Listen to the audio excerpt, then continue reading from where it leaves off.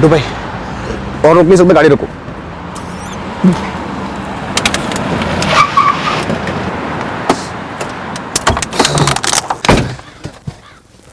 गुड्डू भैया, ये अचानक क्या हो गया विवेक भैया को? कल रात में कुछ गड़बड़ खा लिया होगा, फूड पॉइजनिंग ना हो। कोई फिक्र नहीं धर्मेश, मैं आप लोग को नरसिंहपुर छोड़ के जबलपुर लौटते डॉक्टर को दिखाता हूँ। आपने हमारे लिए इतना अप डाउन किया विवेक भाई। स्वाति जी के लिए इतना करना तो बनता ही है ना। चलो गुड्डू भाई।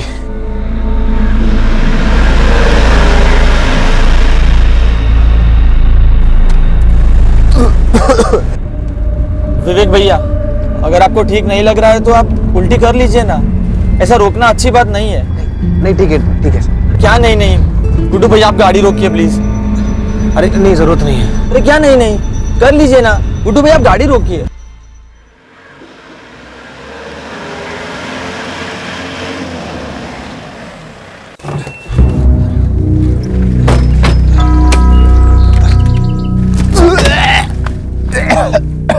अरे विवेक भाई, तबीयत तो कुछ ज्यादा ही खराब हो रखी है आपकी। या बेड़ा घाट पे किसी डॉक्टर को दिखा दे क्या? नहीं नहीं नहीं, जरूरत नहीं है।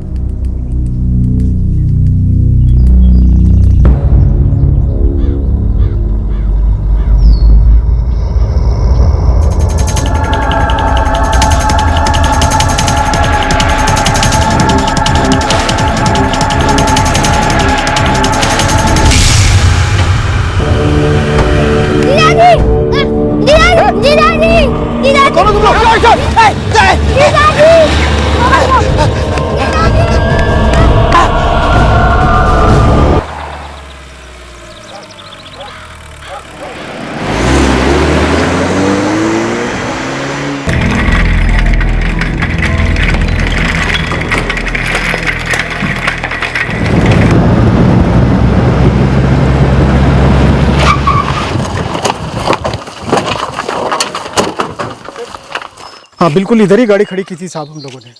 साहब ये देखिए, ये खून भी पड़ा हुआ है साहब। सर फिर वो बाइक पे हेलमेट पहने दो लोग वहां से आए सर, वहां से वहां आए, यहाँ से हर्ष को उठाया और हर्ष को उठा के सर उस तरफ पहुंचे सर। उस तरफ? जी। मंजू तुम यहाँ संभालो, मैं आगे जाता हूँ बच्चे को ढूंढने। हाँ। धर्मेश भाई उनके पीछे। हाँ। और मैं बस यही मैं खुद यहीं पर खड़ा हुआ था। हर्ष गाड़ी में अकेला कैसे था? मैडम वही तो मैं बता रहा हूँ ना, वो क्या है, विवेक भाई की ना तबीयत हो रही थी खराब, उन्हें उल्टी हो रही थी बार बार। तो धर्मेश भाई ने मेरे को गाड़ी रोकने को बोला। विवेक भाई गाड़ी से उतरे, वहाँ पेड़ के पास गए उल्टी करने के लिए। फिर धर्मेश भाई पीछे उतरे पानी लेके उनको संभालने के लिए। अब मैं थोड़ा हाथ पे ढीले करने के लिए मैं यहीं तक ही पहुंचा था, ये देखा अचानक पीछे बाइक से दो लोग आए। बाइक का नंबर नोट किया? मैडम होश किसे था?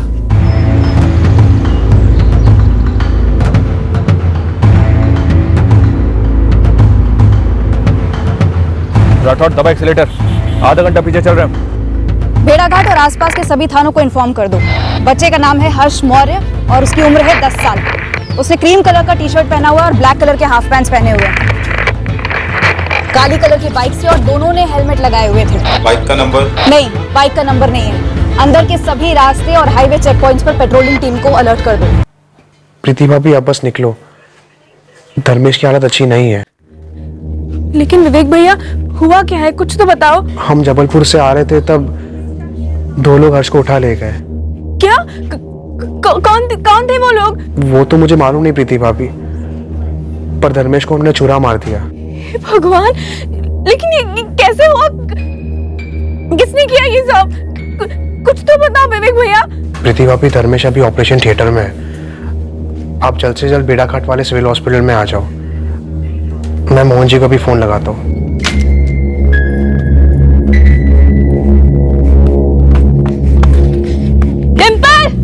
क्या हुआ दीदी? चल, पर मुझे खेलना है। चल हमें भेड़ाघाट जाना है, चल मेरे साथ। पर दीदी। अरे चल जल्दी। क्या बोल रहे हो विवेक? कब हुआ ये? 1 घंटे पहले हम जबलपुर से नरसिंहपुर जा रहे थे, धर्मेश और हर्ष को घर छोड़ने।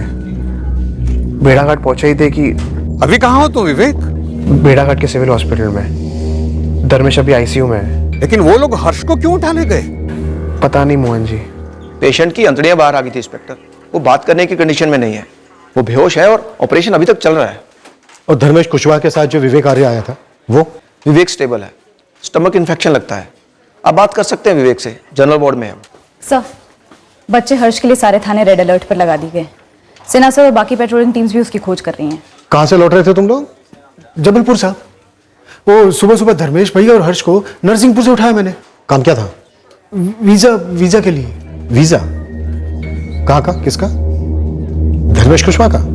नहीं सर, धर्मेश की तो सिर्फ साइन चाहिए थी। वीज़ा दरअसल हर्ष का बनवाना है। वीजा? 10 साल के बच्चे का वीजा? जी सर, हर्ष के पेरिस की वीज़ा की तैयारी हो रही थी। धर्मेश और हर्ष को वापस उनके गांव नरसिंहपुर ड्रॉप कर रहे थे। मुझे उल्टी आ रही थी, इसलिए धर्मेश ने गाड़ी रुकवाई और एक कांड हो गया सर।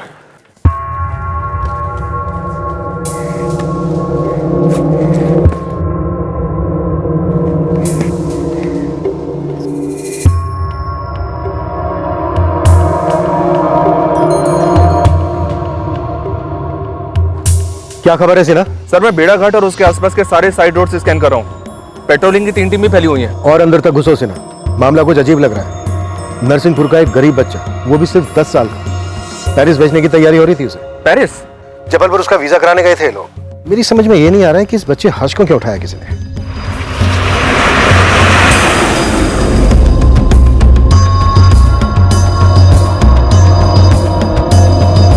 पासपोर्ट के साथ अडॉप्शन पेपर्स हैं और गार्जियनशिप के भी कागजात हैं। लगता है इस पेरिस की पार्टी ने इस बच्चे हर्ष मौर्य को अडॉप्ट किया है। पार्टी का नाम स्वाति मेहरा है। नमस्ते सर। नमस्ते। मैं मोहन रावत, व्यापारी मंडल का चेयरमैन हूँ। जी कहिए। सर, हर्ष का कुछ पता चला? आप हर्ष के रिश्तेदार हैं? नहीं सर, मैंने तो सिर्फ उसका एडॉप्शन करवाया था पेरिस में। विवेक आर्या का भी फोन आया था। धर्मेश को किसी ने छुरा मारा है। धर्मेश का ऑपरेशन चल रहा है अभी। मोहन जी, ये पेरिस की स्वाति मेहरा, ये अडॉप्शन, जरा विस्तार से बताएंगे कि यहाँ चल क्या रहा है? सर, सिन्हा सर का फोन आया था। उन्हें हर्ष मौर्य मिल गया है। कहाँ मिला हर्ष? किडनैपिंग साइट से 15 किलोमीटर दूर। हर्ष ठीक है ना? वो लोग पकड़ गए? हमलावर कहीं भी नहीं दिखाई दिए और सर वो लोग हर्ष को भी छुरा मार गए। कैसी हालत है हर्ष की? सिन्हा सर बोल रहे थे कि काफी बुरी हालत में है बच्चा। हर्ष, हर्ष, बच्चे का होश जा रहा है। गाड़ी तेज भगा राठौर। उसकी बड़ी बहन प्रीति, उसकी जीजा धर्मेश जिस पर ऑपरेशन चल रहा है, और सबसे छोटी डिम्पल, बस यही हर्ष के अपने हैं। जब हर्ष के अपने यहाँ हैं तो कोई उसे क्यों अपना रहा है, वो भी पेरिस से? सर दरअसल बात यह है कि मेरा बेटा सनी पढ़ने के लिए पेरिस गया था। वहां उसकी पहचान स्वाति मेहरा से हुई। बहुत अच्छी औरत है, इंडियन मुल्क है, लेकिन पैदाइश पेरिस की है। स्वाति जी ने मेरे बेटे को जॉब पे लगवाया है। अभी बात यह है कि स्वाति जी की शादी की उम्र निकल गई है और उसका मन बच्चे के सुख को तरसता है। अच्छा, इसलिए बच्चा अडॉप्ट कर रहे हैं? जी सर। स्वाति जी ने मेरे बेटे को कहा कि वो कोई गरीब हिंदुस्तानी बच्चा गोद लेना चाहती है, और सनी ने यह बात मुझे बताई। आप हर्ष को कैसे जानते हैं? छोटा मुंह बड़ी बात होगी, लेकिन इस इलाके में मेरी थोड़ी पहुंच है। काफी दोस्त है बेड़ा घाट में, तो मैंने ये बात फैलाई कि कोई अच्छे घर का बच्चा हो तो बताना। मेरा एक मित्र है रतन दास, वो हर्ष के जीजा धर्मेश को जानता है। बाप नहीं है हर्ष का, ये आपने बताया। जी। पर माँ कहाँ है हर्ष की? परवरिश करने वाली ही माँ होती है ना, तो बस हर्ष की बड़ी बहन प्रीति को ही हर्ष की माँ समझो। हर्ष के पिता के देहांत के बाद हर्ष की माँ तीनों बच्चों को छोड़कर चली गई, दूसरी शादी कर ली। बाद में हर्ष और डिंपल की परवरिश धर्मेश और प्रीति ने ही की है। लेकिन मोहन जी, एक गरीब 10 साल के बच्चे की जान का दुश्मन कौन हो सकता है? गरीब नहीं, काफी गरीब। मोहन जी, मोहन जी, मोहन जी, धर्मेश कहाँ है? हर्ष कहाँ है? बताइए ना। कहाँ मेरे भाई, मेरे पति कहाँ है? शांत बेटा शांत। यही प्रीति है जिसकी मैं बात कर रहा था आपको। प्रीति, आपके हस्बैंड धर्मेश का ऑपरेशन चल रहा है। आपका भाई हर्ष मिल गया है, उसे भी हॉस्पिटल लाया जा रहा है। हर्ष को अस्पताल? उस पर भी हमला हुआ है। ये सब क्या हो रहा है? सब किसने किया है? कहाँ मेरा भाई? मुझे मिलना है अभी। किधर है वो लोग? बताइए ना, कुछ तो बताइए।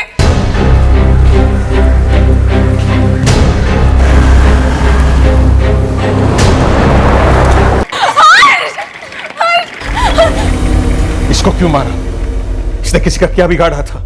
कोई आइडिया नहीं सर। बच्चा खुद ही झाड़ियों से चलता हुआ बाहर आ गया होगा। काफी खून बह रहा था उसके पेट से। काफी बुरी तरह से स्टैबिंग हुई है। सर धर्मेश ने हर्ष को बचाने की कोशिश की तो उसे स्टैब किया, ये बात तो समझ में आई। लेकिन बच्चे को किडनैप करके 2 घंटे बाद 15 किलोमीटर दूर ले जाकर स्टैब करके झाड़ियों में फेंक दिया, ये बात कुछ खटक रही है सर। जरूर कुछ गड़बड़ है, लेकिन अभी हमारे पास सारी डिटेल्स भी तो नहीं है। सबसे पहले जितनी पेट्रोलिंग टीम्स है, जितनी भी, सबको लगा दो बाइक पर आए इन 2 लोगों के पीछे। सर सुना है धर्मेश की अंतड़ियां बाहर थी, बच्चे की भी थी। सर इस तरह की स्टैबिंग सिर्फ पेशेवर हत्यारे ही कर सकते हैं। 10 साल के गरीब बच्चे की सुपारी। सर हर्ष पेरिस जा रहा था।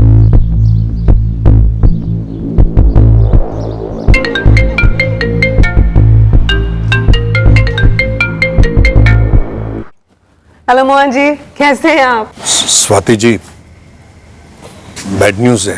क्या हुआ मोहन जी? वीजा ऑफिस में कोई प्रॉब्लम है? नहीं नहीं, वो वीजा ऑफिस से लौटते वक्त वो धर्मेश और हर्ष पर अटैक हुआ है। Attack? What attack Mohan ji?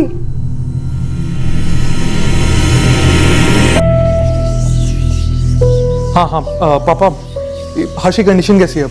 हर्ष का ऑपरेशन अभी चल रहा है, धर्मेश का हो गया, उसे आईसीयू में शिफ्ट किया है। पापा आप टाइम बाय टाइम खबर देते रहना, और अगर कुछ भी जरूरत पड़ती है ना तो मैं और स्वाति इंडिया आ जाएंगे। नहीं बेटा, इंडिया आने की कोई जरूरत नहीं है, मैं हूं ना, सब संभालूंगा। सनी बेटा, मुझे एक बात का बहुत बुरा लग रहा है, हमारे देखरेख में ऐसा हुआ। पता नहीं, मुझे ऐसा लग रहा है कि जरूर कोई गलत फहमी हुई है। स्वाति डोंट वरी, पापा है ना वहां पे, सब ठीक हो जाएगा।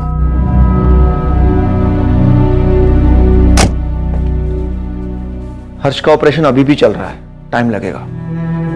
पर हम देख तो सकते हैं ना? सॉरी, आप ऑपरेशन थिएटर में नहीं जा सकते। आप प्लीज बैठिए। डॉक्टर,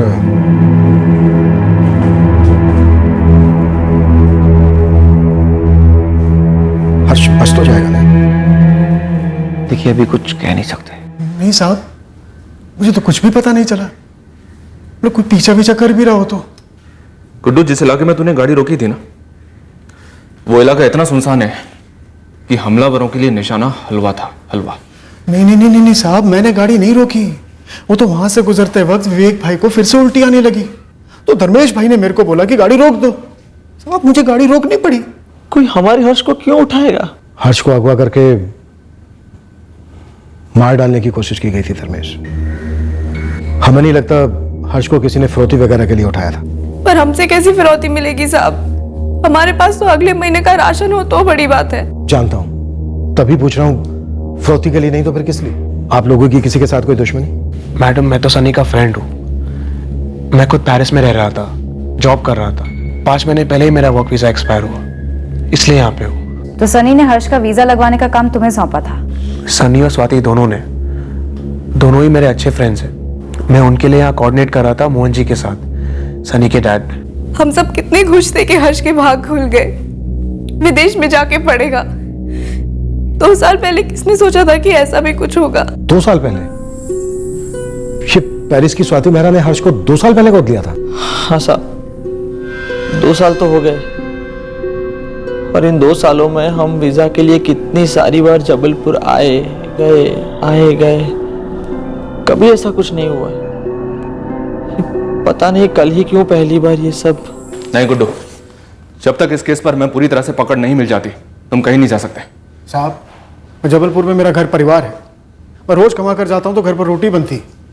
नौकरी पर नहीं गया तो सेठ मेरा पैसे काट लेगा। तेरे सेठ से हम बात कर लेंगे, तू अपने घर वालों से बात कर ले, पर तू रहेगा यहीं। मंजू, सारे documents, adoption paper, visa related documents, सबको एक बार डिटेल स्टडी करो। ठीक है सर।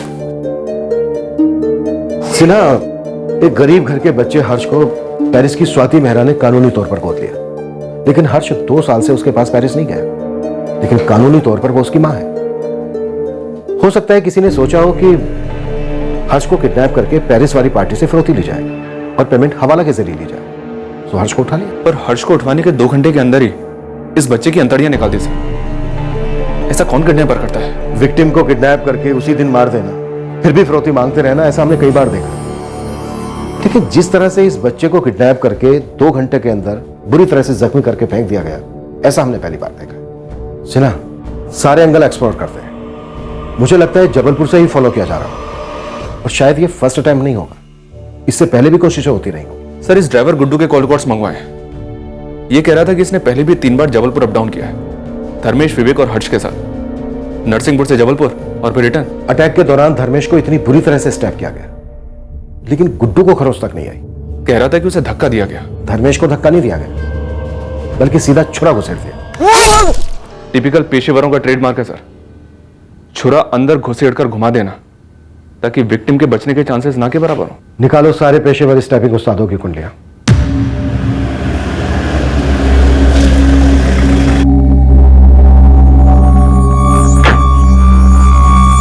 पंद्रह दिन में वीजा लगाकर हर्ष को पेरिस जाना था। स्वाति जी ने वहां स्कूल में बात भी करके रखी है। हर्ष का पासपोर्ट 1.5 साल पहले बना। जी, मैंने बहुत भागादौड़ी करके हर्ष का पासपोर्ट बनवाया था। हर्ष की बहन प्रीति बता रही थी कि अडॉप्शन 2 साल पहले हो गया था। 2 साल पहले तो बात शुरू हुई थी, 6-7 महीने तो कागज पत्री बनाने में ही चले गए।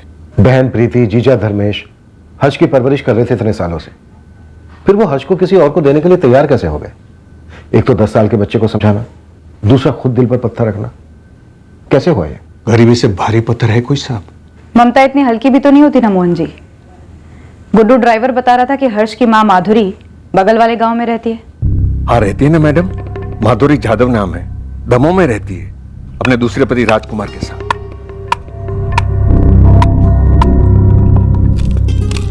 प्रीति 21 साल की थी, उसका छोटा भाई हर्ष कुछ 5 साल का रहा होगा, और सबसे छोटी बहन डिंपल 2-2.5 साल की होगी जब इनके बापू शंकरलाल मौर्य की मृत्यु हुई। कैसे मरा? शराब की लत थी। फिर थोड़े ही दिनों में माधुरी उस राजकुमार जाधव के साथ चली गई। उसने दूसरी शादी कर ली। वो छोटे भाई बहन हर्ष और डिंपल प्रीति की जिम्मेदारी बन गए।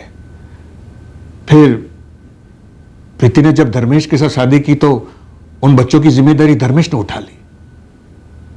माधुरी तो सिर्फ नाम के वास्ते मां है। कानून में नाम के वास्ते रिश्ते तो होते नहीं है। ना, सब कुछ कानूनी तौर पर हुआ है। माधुरी से हर्ष कानूनन धर्मेश और प्रीति को ट्रांसफर हुआ, इसीलिए तो इतना वक्त लगा। ट्रांसफर तो जमीनें होती हैं मोहन जी, एक मासूम को ऐसे इतनी दूर देश भेजना, ये परिवार मान कैसे गया? और उस स्वाति मेहरा को ये लड़का हर्ष ही क्यों पसंद आया? मैंने कहा ना साहब, मेरा बेटा सनी और स्वाति मेहरा बहुत अच्छे दोस्त थे। स्वाति मेहरा बड़ी अकेली थी।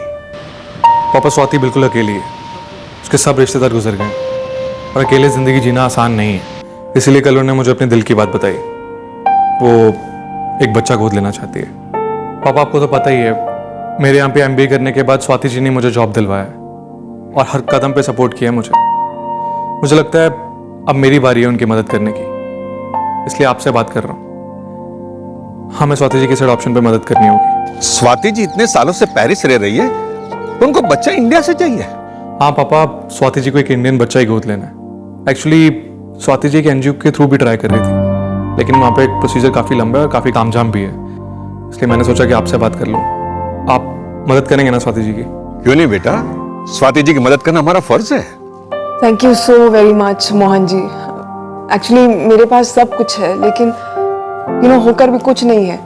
सो मेरा एक डिजायर है कि मेरा भी एक बच्चा हो जिसको मैं दुनिया की सारी हैप्पीनेस दे सकूं। अच्छा सोचा है आपने। स्वाति जी, मुझे थोड़ा वक्त दीजिए, मैं देखता हूँ यहाँ कोई एडॉप्शन सेंटर होगा, वहां जाके मैं बातचीत करता हूँ। आप बात करो मोहन जी। धर्मेश कुशवाहा हमारे खेत में मजदूरी करता है। उसने सामने से बताया था कि उसकी पत्नी प्रीति के छोटे भाई बहन हर्ष और डिंपल की जिम्मेदारी उसकी है।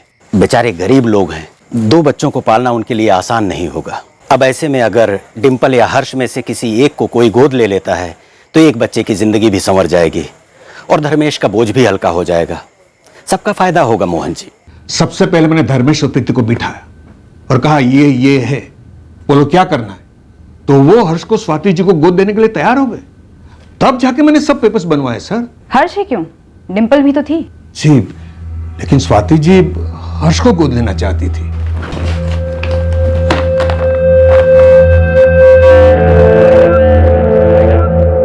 मोहन जी, हर्ष की मां माधुरी जाधव की कानूनी रजामंदी भी लगी होगी। लगी थी ना साहब, तहसील ऑफिस ने साफ बता दिया था कि धर्मेश और प्रीति की रजामंदी तब जायज होगी जब इस बात का सबूत होगा कि हर्ष की मां माधुरी हर्ष को छोड़कर चली गई है और उसने दूसरी शादी कर ली है और धर्मेश और प्रीति कानूनन पालक है।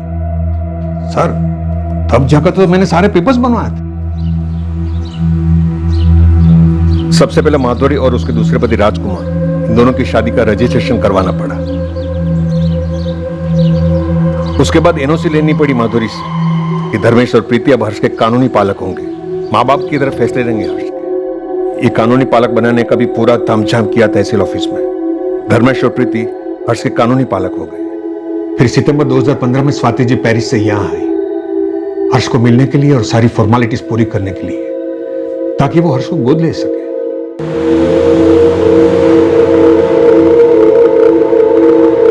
स्वाति जी पहली बार जब आमने सामने हर्ष से हुई तो फुली ना समाई सर। You are shy, हाँ? शर्मा रहे हो, हाँ? Such a sweet boy, हाँ? Dimple, यहाँ आओ. Come here.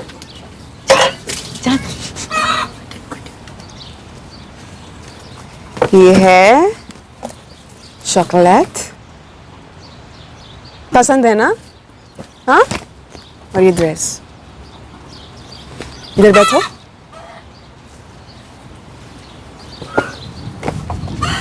शाई, शर्मा रही है. डिम्पल, आप कौन से क्लास में पढ़ती हैं? सेंसेशनल. Search standard. आप आएंगी हमारे साथ पेरिस? हाँ? हर्ष भाई के साथ आएंगी? क्यों नहीं? हर्ष सेटल होने के बाद अपनी बहन को भी बुला लेगा, है ना हर्ष? स्वाति जी, मेरे लिए इससे बड़ी और खुशी की बात क्या हो सकती है कि मेरा भाई विदेश में जाके पढ़ेगा. जिंदगी में कुछ बड़ा बनेगा मेरा छोटा भाई. बड़ी बहन तो सिर्फ नाम के वास्ते है स्वाति जी. प्रीति असल में इन दोनों बच्चों की माँ ही है. माँ तो आप हमेशा रहेंगी प्रीति, लेकिन अब हर्ष की दो मम्मी होंगी. एक आप और एक मैं. सच में आप लोगों का दिल बहुत बड़ा है. आप लोगों ने मेरी जिंदगी का एक बहुत बड़ा खालीपन दूर किया है और मैं पूरी लाइफ थैंकफुल रहूंगी. सच में शुक्रिया. फिर भागा दौड़ी करके मैंने हर्ष का पासपोर्ट बनवाया. पेरिस का वीजा लगने ही वाला था कि देखो किसी की नजर लग गई. आपकी नजर में कौन हो सकता है जिसे इस अडॉप्शन से आपत्ति थी? किसी को नहीं. 2 साल पहले तो सारा कुछ हो गया था. 1 महीने के अंदर पेरिस की फ्लाइट पकड़ने वाला था हर्ष. पर मोहन जी, कोई तो जरूर चाहता था कि हर्ष वो फ्लाइट कभी ना ले. सर, मैं मानने को तैयार ही नहीं हूं कि कोई हर्ष को रोकना चाहता था. ऐसा करके किसी को क्या मिलता? पर रोका तो गया है. इसका मतलब किसी को कुछ तो मिला है या फिर मिलने वाला है.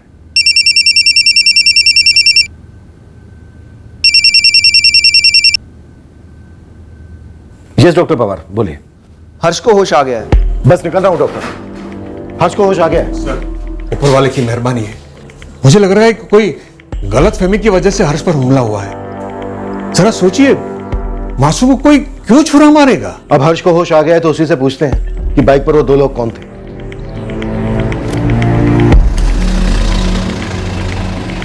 सलाम साहब. सलाम. बोल नीलेश, क्या खबर है मेरे लिए? क्या नहीं है ये बता सकता हूँ.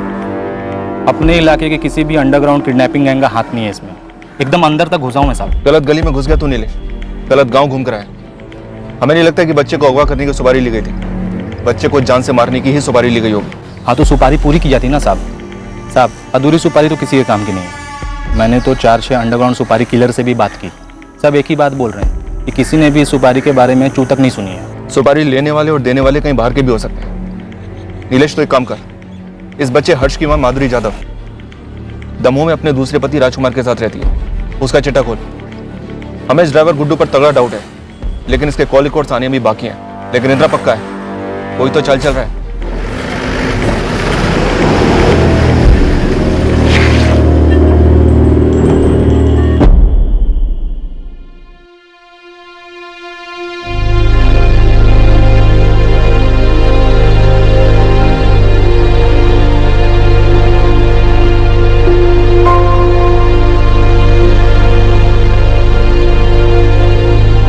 कैसे हो हर्ष बेटा? डिम्पल, आपकी प्रीति दीदी कहाँ है? दीदी दवा लेने गई है। आपके जैसा बहादुर बच्चा मैंने आज तक नहीं देखा। आप इतनी बुरी तरह से घायल हुए फिर भी अपने पैरों पर चल रहे थे। हीरो आप, हीरो। हर्ष बेटा, मैं ज्यादा वक्त नहीं लूंगा, आप भी आराम से बोलना। वो दो लोग जब आपको बाइक पर उठाकर ले गए उसके बाद क्या हुआ? वो लोग सुनसान रास्ते पर मुड़ गए और फिर चलते रहे।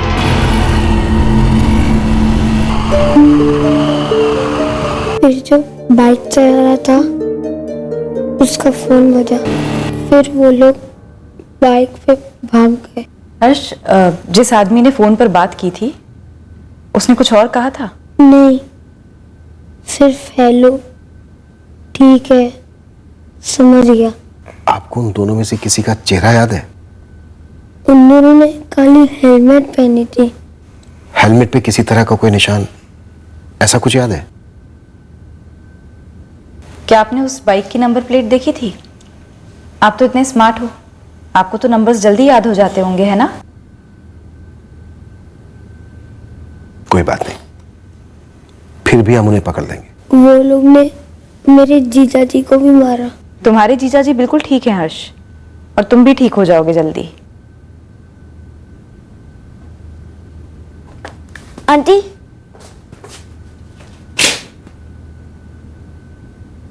अब हर्ष भैया को पेरिस मत जाने दो।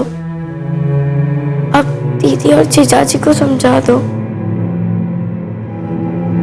टिम्पल बेटा, आपके हर्ष भैया कहीं नहीं जा रहे हैं, यहीं पर हैं। और आप भी अपने हर्ष भैया का खूब ख्याल रखना। इस वक्त आपके हर्ष भैया को आपकी बहुत जरूरत है।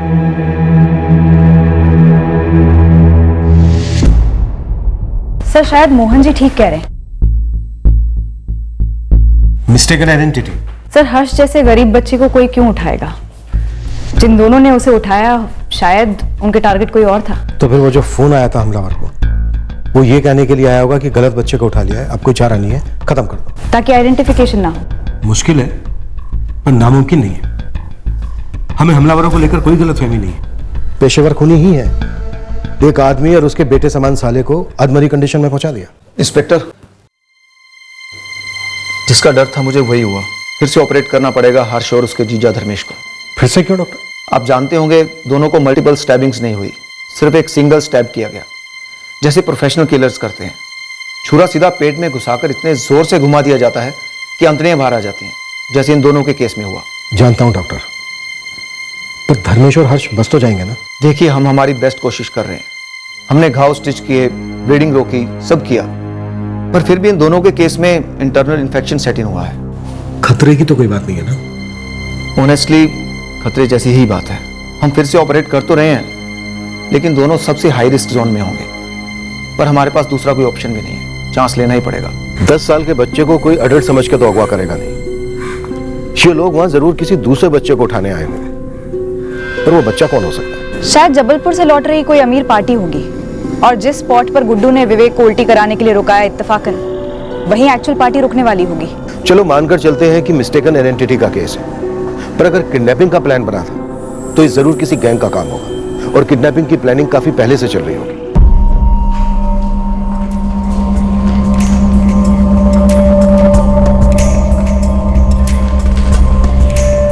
सिना, बेड़ाघाट, जबलपुर और आसपास के इलाकों में जितने भी किडनैपिंग के आरोपी हैं, जितने भी पुराने गैंग्स हैं, सबकी हिस्ट्री खोद निकालो। अभी लग जाता हूँ काम पर। सर, वैसे विवेक आर्य और ड्राइवर गुड्डू, इन दोनों के कॉल रिकॉर्ड्स आ गए, लेकिन दोनों के ही कॉल रिकॉर्ड्स में कुछ भी फाउल प्ले जैसा नजर नहीं आ रहा है। मिस्टेकन आइडेंटिटी केस भी हो सकता है, पर इस पॉइंट पर कुछ भी दावे के साथ नहीं कहा जा सकता। प्रीति, अब कैसे हैं धर्मेश और हर्ष? दोनों ही अच्छे नहीं है माँ। डॉक्टर ने कहा है कि दोनों की हालत बहुत ही नाजुक है, कुछ समझ में ही नहीं आ रहा है। दोनों को अच्छी तरह संभाल बेटी, पता नहीं अपने हर्ष के साथ ही क्यों हुआ।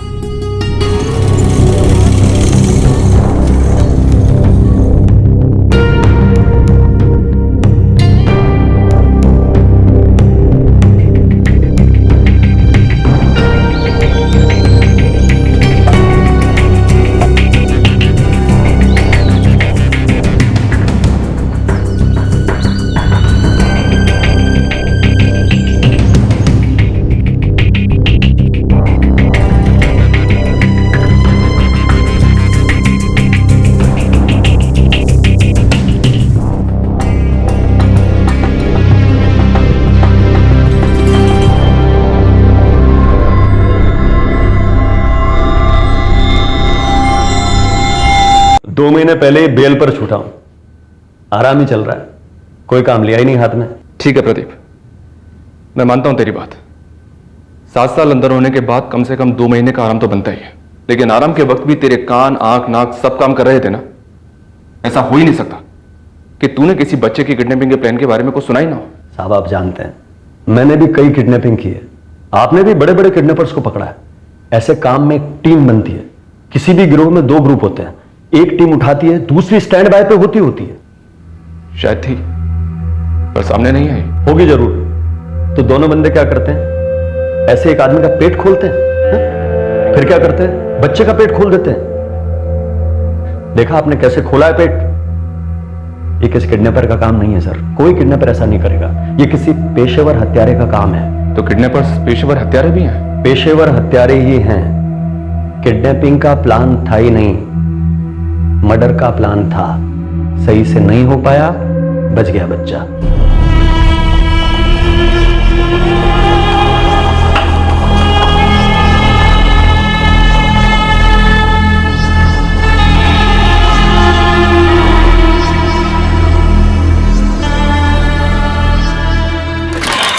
सर, एक बैड न्यूज है।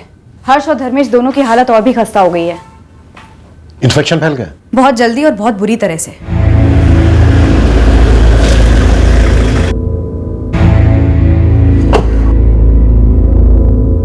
किसी जगह पे हाथ डालें और वहां से कुछ ना मिले तो समझो वो चीज हाथ के बाहर है। हो सकता है ये दोनों बंदे बेड़ाघाट के हो ही नहीं, जबलपुर के या किसी और शहर के पेशेवर हत्यारे हों। तो तेरे पास कोई टिप है क्या प्रदीप? होती तो टाइम खराब करता क्या दोनों का। लेकिन एक बात कह रहा हूं, आपका डिपार्टमेंट जिस एंगल पे चल रहा है ना, ये गलत निशाना वगैरह, वो एंगल डिलीट कर दो साहब। क्यों? ये सुपारी वाले मामले रातों रात तय नहीं होते हैं, एक टीम बनती है, काफी मुआयना किया जाता है, टारगेट का चेहरा ये लोग दिमाग में फिट कर लेते हैं, गलती हो ही नहीं सकती। हमेशा नहीं, फिर भी आगे बोल। साहब जिस जगह पे कांड हुआ समझो वहां पे दूसरी गाड़ी का रुकना तय था असली टारगेट के साथ, ठीक है? आगे बोल, मैं सुन रहा हूं। ये इत्तेफाक हो सकता है कि ये गाड़ी ठीक उसी जगह पे रुकी, लेकिन इस गाड़ी में उस असली टारगेट की तरह 10 साल का बच्चा होना, दो इत्तेफाक एक साथ। सर बंडल से बंडल फिल्मों में भी ऐसा नहीं होता। आप नोट कर लो, निशाना ये बच्चा ही था, प्लान मर्डर का ही था। आप बेकार में हम किडनैपर्स को परेशान कर रहे हो सर। आप पेशेवर हत्यारों का मार्केट टटोलिए, आपको ये दोनों बंदे वहीं मिलेंगे। और एक बात साहब, किडनैपिंग फिरौती के लिए की जाती है, प्याज और रोटी के लिए नहीं, जो बेचारे ये गरीब खा के सो जाते होंगे। और आपने वो गाड़ी देखी, वो सस्ती सी फटीचर, वो भी ट्रैवल की। प्रदीप, बच्चे को एक विलायती पार्टी ने गोद लिया है, हो सकता है उनसे पैसा निकलवाने का प्लान हो। हाँ, तो खून का एक कतरा भी नहीं बहाते, और वो हर्ष का तो बिल्कुल भी नहीं। पहले धर्मेश को लेके गए, बोला कि अंदर से खून निकल रहा है, फिर उसके बाद हर्ष को लेके गए, कुछ पता नहीं चल रहा है क्या हो रहा है। कुछ समझ में नहीं आ रहा है बेटा, और पुलिस भी कुछ नहीं बोल रही है। साहब इधर दमोह में एक छुटकू सी खबर हाथ लगी है। हर्ष की मां माधुरी के बारे में? नहीं, हर्ष की मां माधुरी के बारे में नहीं साहब, लक्ष्मी मां के बारे में। गोल गोल मत घुमा, साफ साफ बोल। लक्ष्मी मां, पैसा, वो जो फॉरेन की पार्टी है ना जिन्होंने हर्ष को गोद लिया, उन्होंने धर्मेश और प्रीति को 5 लाख रुपए दिए थे। अच्छा, तुझे कैसे पता? अब ये माधुरी का जो दूसरा पति है ना, राजकुमार यादव, उसने अपने एक दोस्त को बताया था। इस राजकुमार को थोड़ी मिर्ची जरूर लगी थी पेरिस वाली बात सुनकर। एक बार बोल रहा था उसकी पत्नी माधुरी की पहली शादी की संतान की क्या किस्मत चमक रही है। नसीब इसको बोलते हैं। कितने बड़े घर में जा रहा है हर्ष, वो भी विलायत में, और वो प्रीति और धर्मेश को 5 लाख रुपया भी पकड़ा दिया पार्टी में। अरे पाला भी तो उन्होंने ही है हर्ष को। इतना था तो जब माधुरी भाभी से शादी की साथ में ले आते हर्ष को। पता होता तो लाता नहीं क्या? अब किस्मत ऐसे चमकेगी, किसको पता था? साहब ये पैसे का झोल हो सकता है, कुछ लेन देन की बात होगी, पर शायद हो ना पाया हो, और उसके बदले में इस बच्चे हर्ष को नुकसान पहुंचा दिया गया। सर, किडनैपिंग में पीएचडी कर चुके इस प्रदीप से क्वेश्चनिंग की मैंने। वो कह रहा था कि पक्का किडनैपिंग नहीं थी, मर्डर अटेम्प्ट ही था। मुझे ऐसा लग रहा है सर, यहाँ टारगेट ये बच्चा हर्ष ही है। ये अडॉप्शन कहीं दिखाने के लिए अडॉप्शन तो नहीं था? पैसे देकर बच्चा खरीदा जा रहा हो? क्या बात कर रहे हो इंस्पेक्टर साहब? मैं जिला व्यापारी मंडल का चेयरमैन हूं, आपको मैं बच्चों का दलाल लगता हूं? 5 लाख रुपए दिए थे स्वाति मेहरा ने प्रीति और धर्मेश को। इंस्पेक्टर साहब, ये स्वाति जी, प्रीति और धर्मेश के बीच का मामला है। स्वाति जी ने जो खुशी से दिया, इन लोगों ने खुशी से लिया। एडॉप्शन कानूनी तरीके से हुआ है। अच्छा, मैं एक काम करता हूं, मैं आपको पेरिस का नंबर देता हूं, आप स्वाति जी से बात कर लीजिए और बिल की तसल्ली कर लीजिए।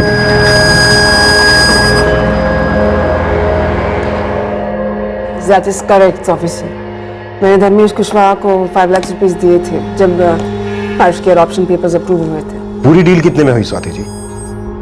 पहले इंस्टॉलमेंट के बाद और कितने इंस्टॉलमेंट्स दिए आपने? डील, इंस्टॉलमेंट, क्या बात कर रहे हैं इंस्पेक्टर?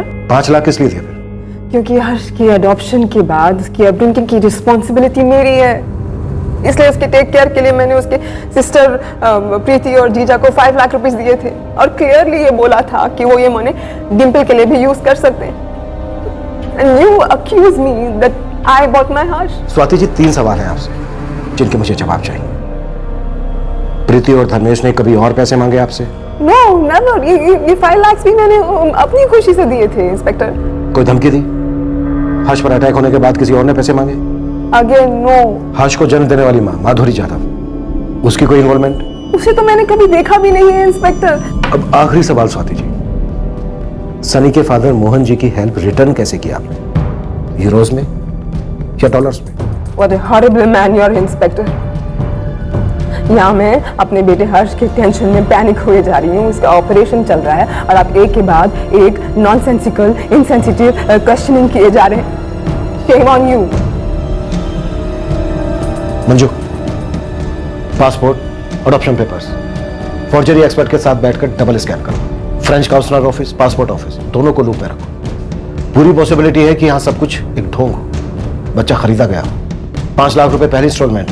अब ये औरत फ्रांस में बैठकर तो कबूल करेगी नहीं कि बच्चा खरीदा गया है। ठीक है सर, मैं सारे अरेंजमेंट्स करती हूँ। हर्ष की माँ माधुरी को क्वेश्चनिंग के लिए बुला लेते हैं और उसकी बहन प्रीति, वो मोहन जी, विवेक और गुड्डू ड्राइवर, इन सबको रेडार में रखते हैं। पता चला प्लॉट किडनैपिंग का था ही नहीं, हर्ष और धर्मेश के मर्डर का था।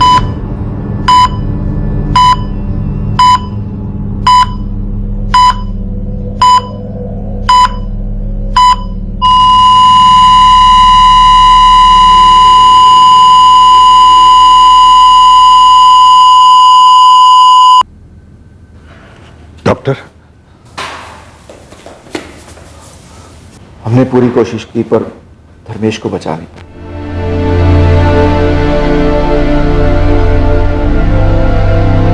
और हर्ष? उसका दूसरे थिएटर में ऑपरेशन चल रहा है।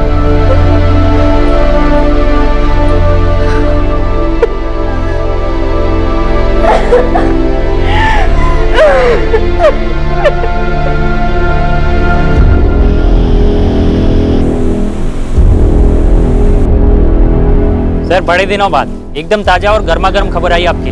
जल्दी सुना सरजू। सर जी, जबलपुर का एक बहुत ही शातिर और वांटेड सुपारी हत्यारा है जिसने कई मर्डर्स किए। वो यहाँ बेड़ाघाट हाईवे के पास देखा गया। कब देखा गया था? 19 जून को यहाँ बेड़ाघाट हाईवे के पास भजिया खाते देखा गया था। साथ में कोई एक पंटर भी था उसका।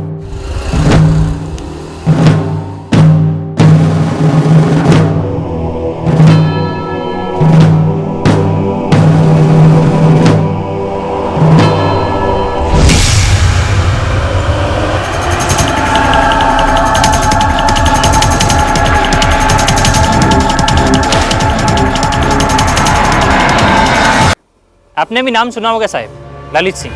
हाँ सुना है, पर वो दूसरा कौन था? उसका कुछ नाम मालूम नहीं है साहब। बस यहाँ किसी पंटर ने भजिया वाले को बताया कि ये ललित सिंह है, सुपारी किलर, और ये भजिया वाला अपना खबरी है साहब। सर, 6 अटेम्प्ट टू मर्डर के चार्जेस, 3 मर्डर के चार्जेस और 3 केसेस में ट्रायल चल रहा है। और पिछले 2 महीने से ये ललित सिंह बेल पर है। ललित सिंह गलत टारगेट को तो नहीं मार सकता, मिस्टेकन आइडेंटिटी एंगल को कोल्ड स्टोरेज में डाल सकता है। बिल्कुल सर, लेकिन सर अब सवाल ये उठता है, क्या सिर्फ हर्ष टारगेट था या धर्मेश भी टारगेट था, या ये धर्मेश सिर्फ ऐसे ही बीच में आ गया और कोलेटरल डैमेज था? पता चलेगा। पहले ये तो पता चले कि इस नन्ही सी जान से किसे इतनी वैर थी और क्यों।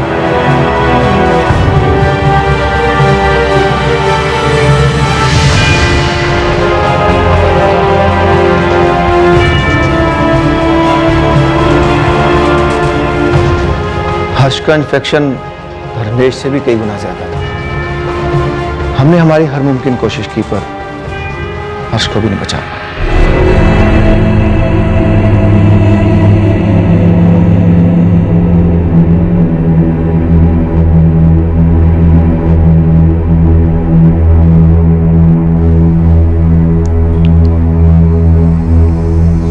प्रीति, बेटा, हर्ष भी नहीं रहा।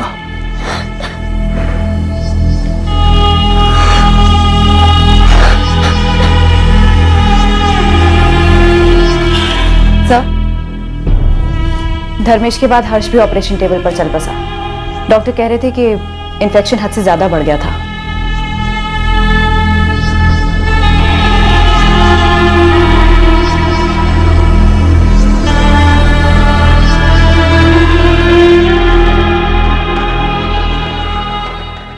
एक 10 साल का हंसमुख मासूम लड़का, गरीब परिवार में ही सही, लेकिन खुशी से जिंदगी बसर कर रहा था।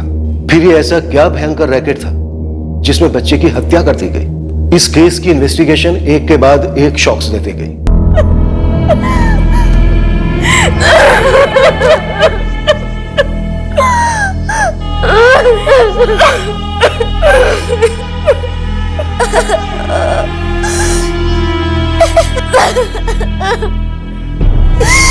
ये सुपारी किलर ललित सिंह अपनी मर्जी से तो दो मर्डर करेगा नहीं, वो भी एक गरीब आदमी और एक मासूम बच्चे का। सिन्हा, इस वक्त हमारे पास क्या है? सर, ड्राइवर गुड्डू चौबे और वो उल्टी कुमार विवेक आर्या। सर, इस विवेक को उठवाकर उल्टी करवाते हैं। डेफिनेटली सिग्नल दिया गया होगा अटैक करने से पहले ललित सिंह को। स्पॉट पे तय होगा कि कहाँ रुकना है और अटैक के लिए कौन सी जगह से। सर, हर्ष की असली मां माधुरी और उसके पति राजकुमार को भी रूल आउट नहीं करना चाहिए। और मोहन जी और शायद उनके बेटे सनी को भी, जो पेरिस में बैठा है। ये बच्चा हर्ष अपनी जिंदगी में खुश था, इसी का अडॉप्शन हुआ और इस तरह से मारा गया। ये प्लान चाइल्ड ट्रैफिकिंग माफिया का भी हो सकता है, पर जो भी है, हमें मास्टरमाइंड और किलर दोनों को खुद निकालना है।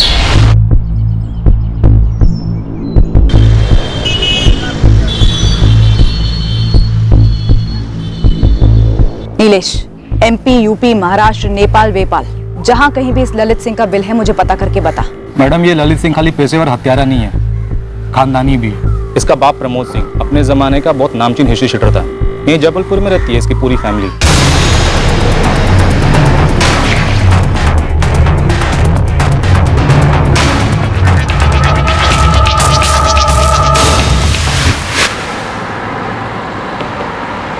अब क्या बात करने को रह गया है सर? मेरे बेटे हर्ष को क्यों मारा? क्या मिला किसी को? शायद डील के पैसे नहीं मिले हों, इसलिए मर्डर हुआ हो। कोई ब्लडी डील नहीं था। एवरीथिंग, सब कुछ बिल्कुल लीगल था। मोहन जी से बैक चेक कीजिए प्लीज सर। और कुछ भी इलीगल हमारे कंट्री फ्रांस में अलाउड ही नहीं है, समझ रहे हैं? एक्चुअली नहीं समझ रहा हूं स्वाति जी, क्योंकि हमारी समझ ये है कि हर्ष का मर्डर उसके अडॉप्शन और पेरिस जाने वाली बात को लेकर ही हुआ होगा। तो इसके रूट तक जाइए ना सर, और जो भी कोऑपरेशन है मैं आपको दूंगी। बेचारे को बिना बर्थ दिए मैं उसकी मां बनी, और अब बिना उसकी परवरिश, पेरेंटिंग किए मैं उसके डेथ का कारण बन रही हूँ। इससे ज्यादा और क्या हो सकता है मेरे लिए सर?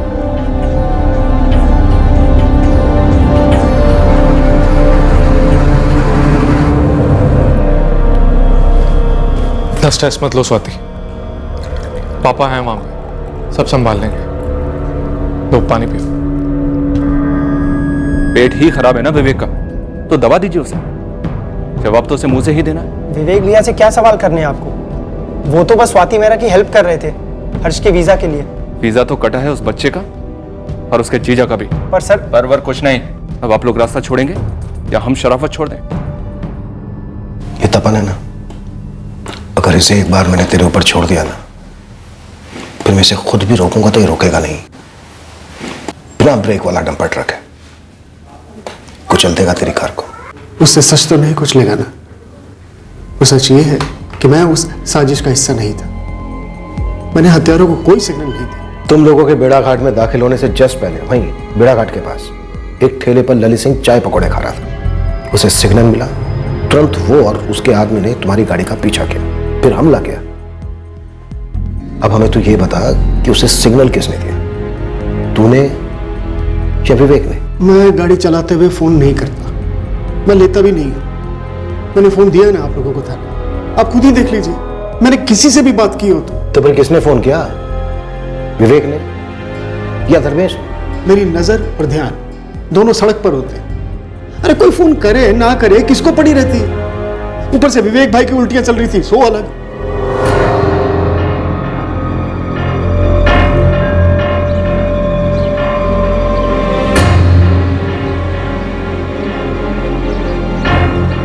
सर अभी मैं कैसे आऊं?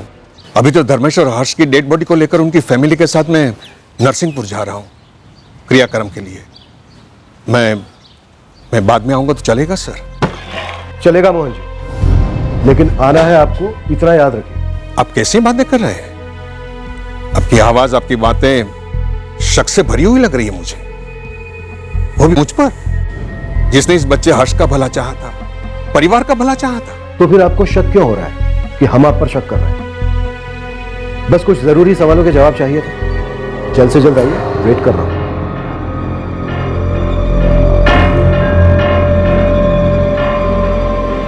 प्रीति, तुम लोग मेरे साथ गाड़ी में चलो, एम्बुलेंस पीछे से आएगी।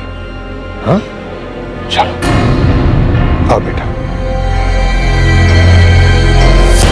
मैडम, मैंने तो ऐसी ही बात में लालू से कह दिया था कि हर्ष की किस्मत बहुत अच्छी है, घर वालों को 5 लाख रुपए मिले, जिसमें से आप दोनों को एक भी पैसा नहीं मिला। तो वो क्यों मिलता?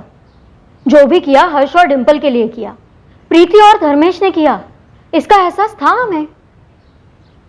एक मिनट, कहीं आप ये तो नहीं कहना चाहती कि हमने मरवाया है मेरे हर्ष को और मेरे दामाद धर्मेश को? मेरे हर्ष, मेरे दामाद, किसी चीज पर हक जताने के पहले उसका फर्ज अदा करना जरूरी नहीं होता? हक और फर्ज ये दोनों मजबूरी के गुलाम है मैडम। हर्ष की किस्मत अच्छे के लिए पलटी, इसका मतलब ये नहीं कि हमारी नीयत बुरे के लिए पलटी। ऊपर से हमारी ये फटीचर हालत, खुद एक पान खाने की औकात नहीं है हमारी, तो किसी को मारने की सुपारी क्या खाक देंगे? हाँ, और ये सब करके हमें मिलता क्या? पैसा मिलता। इस सारे फसाद की जड़ उस आदमी ने आपको कितने पैसे दिए जिसने आपसे ये कांड करवाया? एक पैसा नहीं मिला है हमें। और पैसे ही निकलवाने होते तो आसान तरीका था, जब कागज पत्री बन रही थी तभी कह देते कि ना इतने लाख रुपए दो तभी दस्तखत करेंगे, क्योंकि हमारे दस्तखत के बिना वो विलायती मैम हर्ष को नहीं ले जा पाती। और हमने दस्तखत किए। मैंने खुद अपने दोनों बच्चों को कानूनन अपनी बड़ी बेटी प्रीति को सौंप दिया ताकि मैं इनके साथ एक नई जिंदगी शुरू कर सकूं। तो कहीं प्रीति और धर्मेश ये दोनों कोई साजिश रच रहे थे? हद कर रही हैं आप मैडम, अब हम दोनों नहीं तो वो दोनों। तो फिर कौन? कोई है तो जरूर। हमको नहीं मालूम मैडम, इसके बाद का सारा व्यवहार विलायती मैम स्वाति से प्रीति और धर्मेश ने किया था। हम तो मोहन जी को भी नहीं जानते, वो प्रीति और धर्मेश ही लेके आए थे उनको। सर, क्वेश्चनिंग के वक्त ना तो माधुरी और ना ही उसका पति राजकुमार हड़बड़ाए हुए थे। मैंने तहसील ऑफिस में पता किया तो कागजात बाकायदा बनाए हुए हैं, कोई झोल नहीं है। और ये मोहन जी, इनकी पूरे बेड़ाघाट में काफी इज्जत है। तो फिर झोल का है? इस बच्चे और इसके जीजा को टारगेट क्यों बनाया गया? सर, एक जगह हो सकती है। सर ये देखिए, जून 2015 से अगस्त 2015 तक अडॉप्शन के लीगल पेपर्स बने ताकि उसमें कोई रोक ना आए। फिर सितंबर 2015 में स्वाति मेहरा पेरिस से यहाँ बेड़ाघाट आती है बाकी की फॉर्मेलिटीज पूरी करने के लिए। अब बनता है हर्ष का पासपोर्ट फरवरी 2016 में, यानी पूरे 6 महीने बाद। सर, आज के टाइम में पासपोर्ट तो यूं बनते हैं और उसके वीजा का काम तो अभी तक यानी कि जून 2017 तक चल ही रहा था, जबकि ड्राइवर गुड्डू ने बताया कि वो लोग वीजा के सिलसिले में कम से कम 3 बार जबलपुर अप डाउन कर चुके हैं। सर, वीजा के लिए इतना टाइम किस लिए? क्या रुकावट हो सकती है? पॉइंट मंजू, मुझे लगता है कोई गेम खेल रहा है। एक तरफ पेरिस की स्वाति मेहरा, दूसरी तरफ हर्ष की फैमिली, शायद दोनों को भी मोहरा बना रहा हो। मुझे इस अडॉप्शन की लीगलिटी पर ही डाउट हो रहा है। मुझे लगता है इस अडॉप्शन के पर्दे के पीछे मकसद कुछ और ही है। गुड्डू की हम काफी धुलाई कर रहे हैं विवेक, और अब मुझे ऐसा लग रहा है बहुत जल्द तेरी बारी आने वाली है। किस लिए सर? मैं तो बस धर्मेश की हेल्प कर रहा था हर्ष के वीजा के लिए। लेकिन विवेक, फिर भी तेरी मदद के बावजूद 4 बार जबलपुर अप डाउन करना पड़ता है, जबकि आजकल वीजा प्रोसीजर मक्खन जितना आसान है। सर, अडॉप्शन केस है, फॉर्मेलिटीज अलग होती है। आप एक बार चेक तो कीजिए। वैसे ही फ्री फंड में मदद किस खुशी में की जा रही थी? सर, दोस्ती में, और सिर्फ दोस्ती में। सर, मैं खुद 5 महीने पहले तक पेरिस में काम कर रहा था, एक रेस्टोरेंट मैनेज कर रहा था, और सनी वहां अक्सर आया करता था। और विदेश में सर, जब एक इंडियन दूसरे इंडियन से मिलता है तो अच्छी दोस्ती हो जाती है।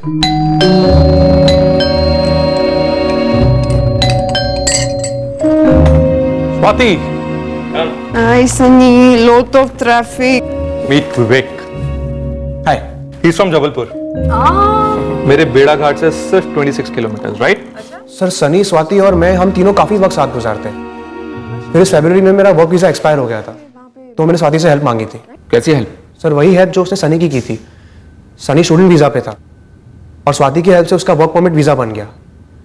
स्वाति ने मेरे लिए भी कोशिश की थी पर कुछ हो नहीं पाया सर।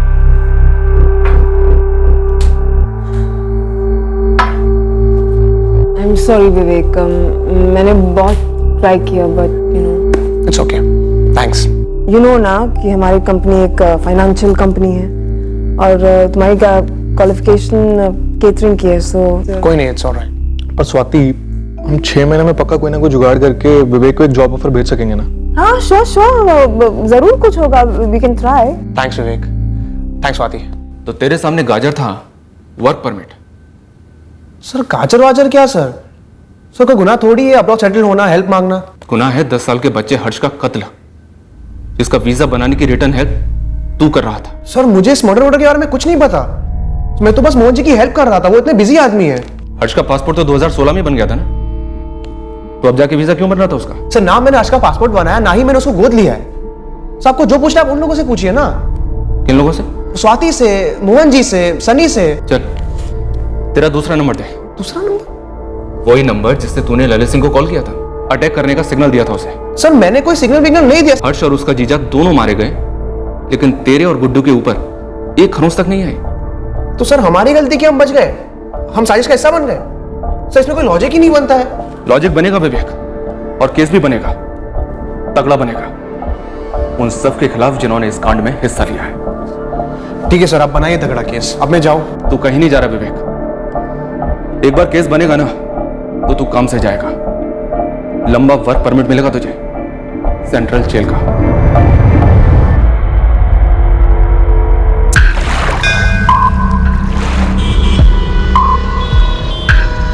इस ललित सिंह की माँ यहीं जबलपुर में रहती है। बाप कहाँ है उसका? पता नहीं, बाप तो 6 साल पहले माँ से अलग हो गया।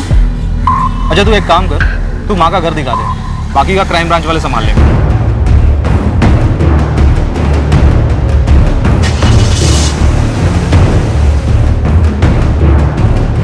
तू लोकेशन पर ही है ना नीलेश? हाँ एकदम ऑन द स्पॉट मैडम। ये ललित की माँ भी मार्केट से घर लौट रही है। वहीं कील गाड़ कर खड़ा रहे, हम 20 मिनट में पहुंच रहे हैं।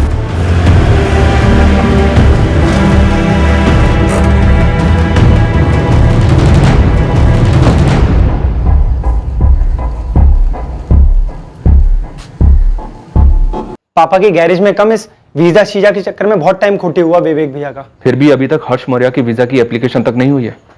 हमने जबलपुर वीजा ऑफिस में चेक किया। मनप्रीत जी, आपका विवेक इस कांड में इन्वॉल्व है। विवेक ऐसा गैर कानूनी काम करके अपना पुलिस रिकॉर्ड क्यों बनवाएगा? उसे तो अब्रॉड में जॉब करके वहां सेटल होना है, यही उसका सपना है। वो ऐसा गलत काम क्यों करेगा साहब? गलत काम नहीं करेगा, लेकिन करवा तो सकता है ना। हमने विवेक का यहां से लेकर पेरिस तक का पूरा चिट्ठा खोला है और बहुत जल्द सारी कड़ियां मिल भी जाएंगे।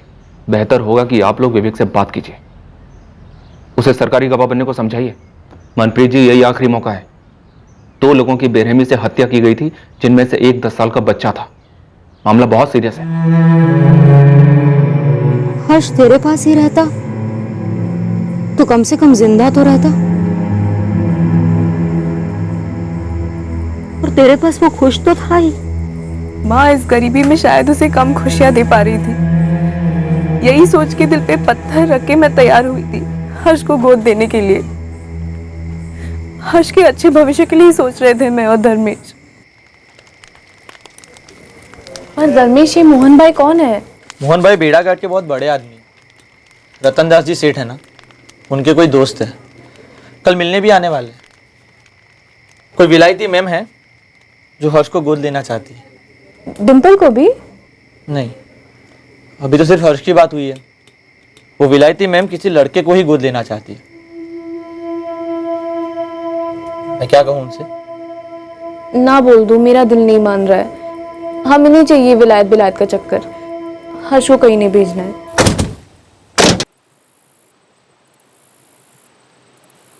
धर्मेश, तुझे पता है पेरिस कहाँ है? दुनिया का सबसे खूबसूरत शहर है। अस्पताल मुफ्त, पढ़ाई मुफ्त, अगर नौकरी गई ना तो गवर्नमेंट भत्ता देती है। प्रीति को समझा, उसका भाई साहब बनेगा, बड़ा साहब, और बाद में आप तीनों को थोड़ी ना भूलेगा, तुम तीनों को वहीं खींच के लेके जाएगा, निकालेगा खींच के, बाहर निकालेगा ये गरीबी के दलदल से। प्रीति रिश्ते से तो हर्ष की बहन है, लेकिन उसका जो दिल है ना वो माँ का है, और अगर उसका दिल नहीं मानता तो नहीं मानता साहब। औरतों का दिल नरम ही होता है, पर तू दिमाग से काम ले, आगे की सोच। तेरे भी बच्चे होंगे ना जल्दी? जल्दी तो नहीं होंगे साहब। क्यों? क्योंकि जब हमारी शादी हुई थी तो प्रीति की सिर्फ एक शर्त थी साहब, कि जब तक डिम्पल और हर्ष बड़े नहीं हो जाते वही हमारे बच्चे हैं। एक बार वो बड़े हो जाए, जिम्मेदार हो जाए, फिर ही हम हमारे बच्चे करेंगे। इससे बढ़िया मौका कहां मिलेगा? अगर हर्ष पेरिस चला गया स्वाति जी के पास तो तुम्हारी आधी जिम्मेदारी खत्म हो जाएगी। देख धर्मेश, ऐसा मौका लाखों में से एक को नहीं मिलता, और ये ठुकराने के बाद नसीब को दोष मत देना गरीबी के लिए। देख हर्ष बेटा, तेरे जीजा जी कह रहे कि प्रीति दिल से नहीं दिमाग से सोच। दिल तो बिल्कुल नहीं कर रहा है कि तुझे भेजूं, लेकिन बेटा तेरे जीजा जी सही कह रहे हैं। तू एक बार वहां पे चला गया ना पेरिस, तो तेरी पूरी जिंदगी बदल जाएगी। तुझे अच्छा पढ़ने को मिलेगा, अच्छा खाने को मिलेगा, सब अच्छा होगा तेरे लिए। मुझे तुम्हारे साथ, डिम्पल के साथ और जीजा जी के साथ रहना ज्यादा पसंद है। तो तू हमारे लिए अपनी अच्छी किस्मत छोड़ देगा? मैंने कहा ना, मैं कहीं नहीं जाऊंगा। दीदी मत भेजो ना हर्ष भैया को। देख डिम्पल, तेरे जीजा जी और मेरे पास कुछ नहीं है तुम दोनों को देने के लिए। दीदी मुझे कुछ नहीं चाहिए, मुझे हर्ष भैया यही चाहिए, मत भेजो उसे। देखो तुम दोनों नाटक करना बंद कर दो। हाँ, अगर मैं और तेरे जीजा जी तुम दोनों के भले के लिए नहीं सोचेंगे तो और कौन सोचेगा? देख हर्ष बेटा, हम तीनों के लिए भी आसान नहीं है तेरे बिना जीना, लेकिन एक बार तू वहां पे चला गया ना तो तेरे लिए सब कुछ आसान हो जाएगा, और फिर तू एक दिन डिम्पल को भी अपने पास ही बुलाएगा ना, है ना? लेकिन वो तो अभी भी अपने पास ही है ना, मत भेजो उसे। डिम्पल, तू नहीं चाहती कि तेरा भाई बड़ा आदमी बने, बड़ा अफसर बने? अरे गाड़ियों में घूमेगा ये वहां पे, और फिर एक दिन तेरा भाई अपनी प्यारी सी डिम्पल को भी लेके जाएगा ना अपने साथ। क्यों हर्ष? नहीं, मैं भाई को कहीं नहीं जाने दूंगी। देख बेटा, डिम्पल छोटी है, उसे समझ में नहीं आ रहा है कि ये मौका कितना बड़ा है तेरे लिए, लेकिन बेटा तू तो समझदार है ना, तुझे पता है ना कि मैं तेरे भले के लिए बोल रही हूँ। बेटा मान लेना मेरी बात।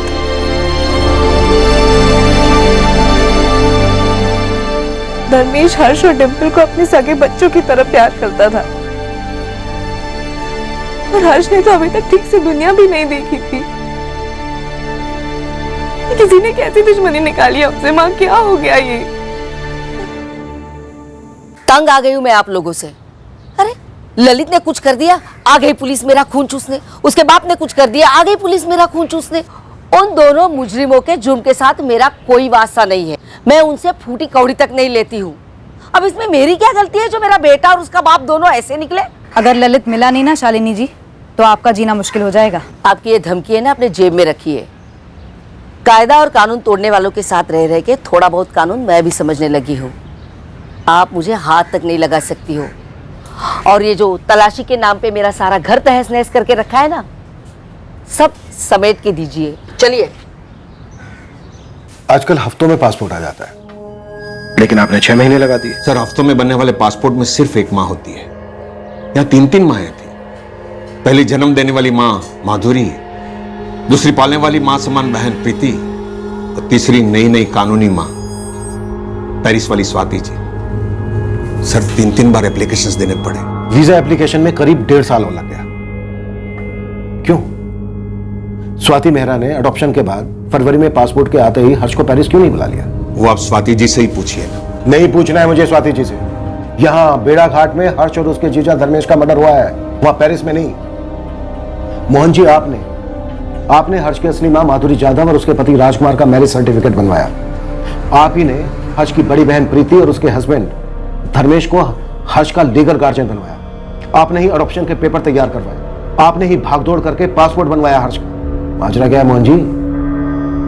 ये बच्चों की स्मगलिंग का कोई रैकेट है या फिर पैसों की कोई डील थी जो खट्टी हो गई? सर, पैसों का तो ऐसा है कि ऊपर वाले की मेहरबानी से मेरे पास काफी पैसे हैं। मैंने तो इज्जत से कमाए हुए, लेकिन मेरी सबसे बड़ी कमाई बेड़ा घाट में मेरा नाम, मेरी इज्जत है। आप मेरी इज्जत उछालने चल रहे हैं। मैं बच्चों की स्मगलिंग करूं? मैं मदद कर रहा था, मैं सोशल वर्क कर रहा था। लेकिन ललित सिंह सोशल वर्क नहीं करता मोहन जी, तगड़ी फीस लेता है लोगों को हेल्प करने की। और अगर ललित सिंह को हर्ष की किसी ने सुपारी दी थी तो उसे इस हत्याकांड से बड़ा फायदा हुआ होगा या फिर होने वाला है। कौन हो सकता है वो मोहन जी? सर मैं नहीं हूं, आप पता करो। मेरी तरफ से कोई भी मदद लगेगी ना तो मैं जरूर दूंगा आपको। अगर आपको किसी पर शक करना होता तो आप किस पर करते? धर्मेश और प्रीति। हर्ष सोने की मुर्गी बन सकता था धर्मेश और प्रीति के लिए, रिटायरमेंट का प्लान बन सकता था। अब पता नहीं ये गवारों ने क्या सोचा होगा। लेकिन धर्मेश खुद भी तो मारा गया है। और प्रीति अपने छोटे भाई हर्ष को मरवाने में साथ क्यों देगी? ऐसा भी हो सकता नहीं कि धर्मेश ने अकेले ने प्लान बनाया हो, प्रीति को कुछ पता ही ना हो, अंधेरे में हो। और वो क्या नाम, ललित फलित, दोनों के बीच में अनबन हो। सर वो कहावत है ना, जहां 4 पैसे वहां 8 तलवारें।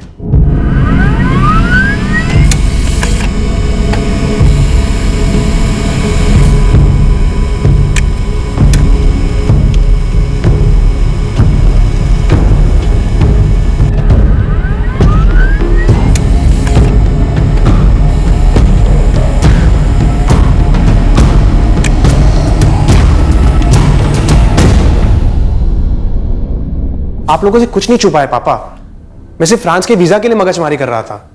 विवेक भी, आप पेरिस में स्वाति जी को कॉल करो ना, उन्हें बताओ यहाँ पर क्या खेल खेला जा रहा है। अरे मैंने स्वाति से बात की थी, उनको समझ ही नहीं आ रहा है क्या हो रहा है। पुलिस को यह बात खटक रही है विवेक कि तू तो पेरिस में रहकर आया है, तुझे तो वीजा के बारे में सब कुछ मालूम है, फिर भी 4-4 बार ऊपर नीचे क्यों गया? पापा मैं अपना वीजा थोड़ी बनवा रहा था, देहाती गांव वाला था धर्मेश, कुछ समझता ही नहीं था ठीक से। वो कभी ये पेपर नहीं, कभी वो पेपर नहीं। और फ्रेंच कॉन्सुलेट वाले कितना स्ट्रिक्ट होते हैं आप जानते ही है ना। हम बस इतना जानते हैं कि ये सब जो हो रहा है ना, इसका बिल ये आप पे और उस ड्राइवर गुड्डू पर फाड़ना चाहते हैं पुलिस वाले। कोर्ट कानून नहीं है क्या? जब कुछ किया नहीं तो किस बात का बिल फाड़ेंगे ये लोग?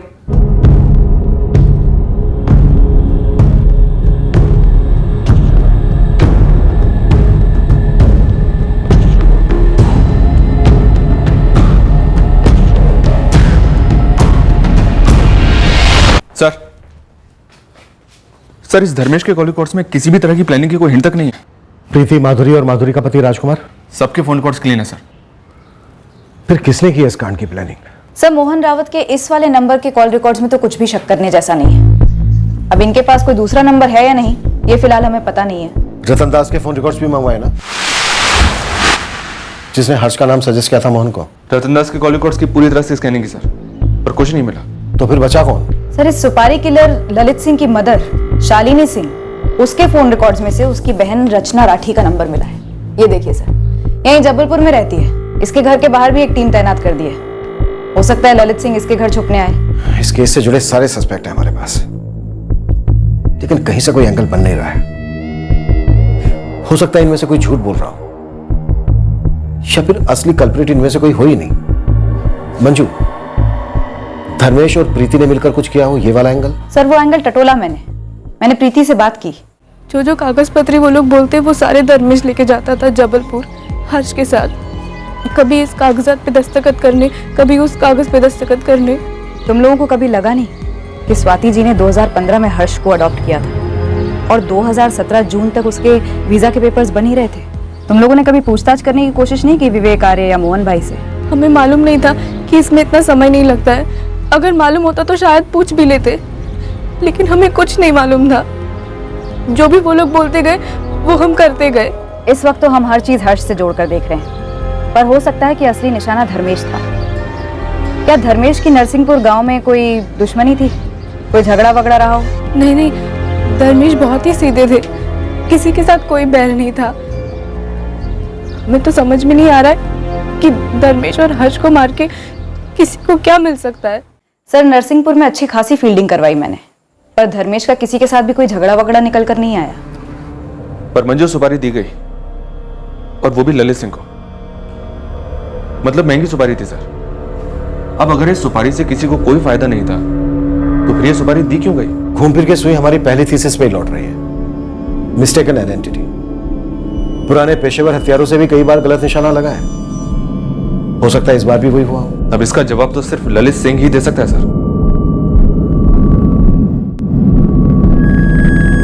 हम इस केस से जुड़े सारे संदिग्धों की बार बार इंटेरोगेशन करते रहे। या तो उनके बीच सांठगांठ इतनी तगड़ी थी कि कोई भी नहीं टूट रहा था, या फिर ये एक मिस्टेकन आइडेंटिटी का ही केस था। हम दावे के साथ कुछ नहीं कह पा रहे थे। हम सुपारी किलर ललित की मौसी रत्ना राठी को भी ट्रैक कर रहे थे। उधर पेरिस से हम पर स्वाति मेहरा का प्रेशर बढ़ रहा था, उसके नए नए गोद लिए बच्चे हर्ष के हत्यारों का पता लगाने, पर उसकी तरफ से भी कोई ठोस लीड नहीं मिल रही थी जो हर्ष और धर्मेश के हत्याकांड को क्रैक करा सके। हमारी कंफ्यूजन सिर्फ एक आदमी दूर कर सकता था, खुद ललित सिंह। ललित सिंह को धरने के लिए हमने पूरा जाल बिछा रखा था, बस इंतजार था उसके फंसने का।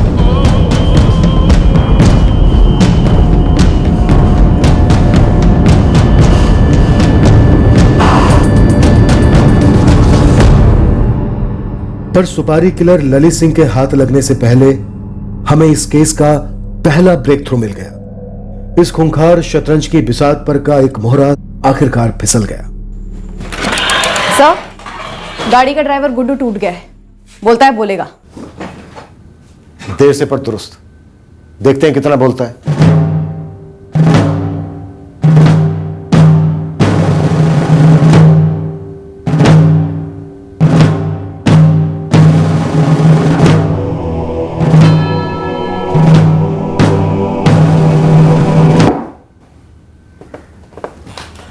गुड्डू, कौन सी चक्की का आटा खाता है तू? इतने दिन भोला भाला बना रहा, ना बातों से टूटा ना लातों से। मैं पैसों के लालच में आ गया था।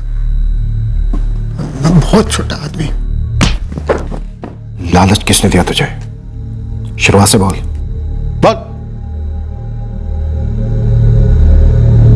साहब, वो हर्ष को मारने की 2 बार पहले भी कोशिश की। किसने कोशिश की थी? सुपारी किलर ललित सिंह ने? वो तो नहीं पता साहब, पर वही 2 लोग बाइक पर सवार थे। सब एक बार 23 मई को और एक बार 2 जून को, जब हम जबलपुर से लौट रहे थे नरसिंहपुर की तरफ हर्ष और धर्मेश भाई को छोड़ने के लिए। उसी स्पॉट पर कोशिश हुई थी? नहीं साहब, वो शाहपुरा के टर्निंग से पहले 23 मई को।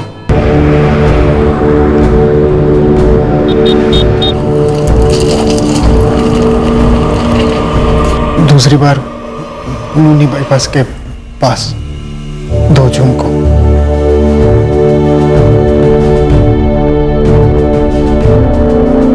गाड़ी किसके कहने पर रोकी गुड्डू? पहले से बताया गया था कि वहां रुकना है, पेशाब के बाद। किसने बताया था पहले से? विवेक भाई ने।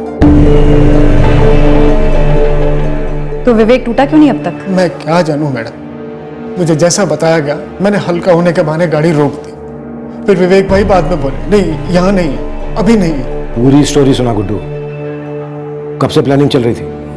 हमारी ट्रैवल एजेंसी की सारी गाड़ियां वो विवेक भाई के पापा मनप्रीत सिंह जी की गैराज में सर्विस होने के लिए ही जाती। गुड्डू, नरसिंहपुर से जबलपुर आना है और रिटर्न नरसिंहपुर जाना है। अरे जब बोलो विवेक भाई, काम है। गाड़ी तो चलानी है। सिर्फ गाड़ी नहीं चलानी, बहुत बड़ा मौका है तगड़ा माल कमाने का, और मेरे साथ पार्टनरशिप का। कैसी पार्टनरशिप है भैया? 1 लाख मिलेंगे तुम्हें। 1 लाख? आराम से। करना क्या है मुझे? गाड़ी रोकना है जहाँ मैं बोलूँगा। हाँ, लेकिन कहाँ, क्यों? ऐसी जगह जो सुनसान हो, हल्का होने के बहाने गाड़ी रुकाना है। हाँ, वो तो ठीक है, लेकिन आपने बताया नहीं विवेक भैया। कोई झंझट का काम तो नहीं है ना? ठीक से करोगे तो कोई गड़बड़ नहीं होगी।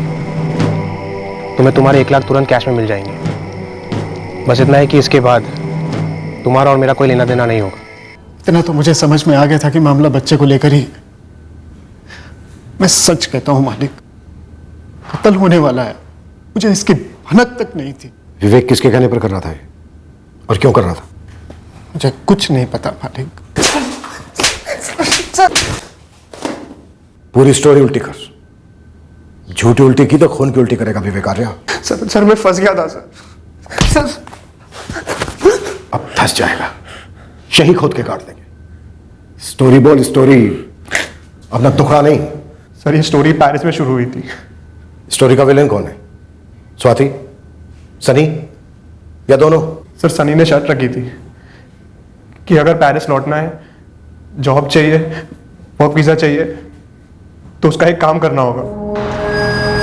तुझे यहाँ पेरिस परमानेंट रेजिडेंसी दिलाने का फुल प्रूफ प्लान है मेरे पास, और कॉन्टेक्ट भी। बस तुझे एक काम करना है, सिंपल सा काम है, तेरे लिए बाएं हाथ का खेल है, आराम से कर ले। यार सनी, कुछ भी कर दूंगा। तू मुझे पहले ये बता कि तुझे ये वर्क परमिट और परमानेंट रेजिडेंसी कैसे मिल रही है? अचानक से कांटेक्ट कहां से मिल गया? देख विवेक, बात अपने तक ही रखना, कॉन्फिडेंशियल है, इसलिए सिर्फ तेरे को ही बता रहा हूँ। मैंने यहाँ पे परमानेंट रेजिडेंसी के लिए स्वाति के साथ कॉन्ट्रैक्ट मैरिज कर ली है। तेरे लिए भी एक लड़की ढूंढी है, फुल प्रूफ तरीका। तू भी मेरी तरह दामाद बन जा पेरिस का, ऐश करेंगे। बस उसके लिए तुझे यहाँ पे टूरिस्ट वीजा पे आना होगा। क्या? अबे तूने मुझे पहले क्यों नहीं बताया ये? अब बता रहा हूँ ना, लेकिन इसके बदले तुझे मेरा एक काम करना होगा। बोलना, सुन रहा हूँ। काम क्या है? एक मर्डर करना। क्या मजाक कर रहा है यार? एक तो पहले ही वर्क परमिट को लेकर ओवर एक्साइटेड हो रहा हूँ। बोलना, काम क्या है? मजाक नहीं कर रहा हूँ विवेक, एक मर्डर करना है। इनफैक्ट तुझे नहीं करना है, सिर्फ करवाना है। किसका मर्डर और क्यों? एक बच्चे का मर्डर। इस काम के 6 लाख अलग से दूंगा। अब बोल। यार तुम मर्डर ऐसे बोल रहे जैसे खेत की मूली काट लाना हो। इनफैक्ट उससे भी आसान, तुझे काटना नहीं है, सिर्फ खेत में से मूली कटवानी है, वो भी छोटी वाली। और तूने हर्ष की सुपारी ललित सिंह को दी? जी सर। और ये ललित सिंह तुझे किसने दिया? कैलाश ने। कैलाश? कौन कैलाश?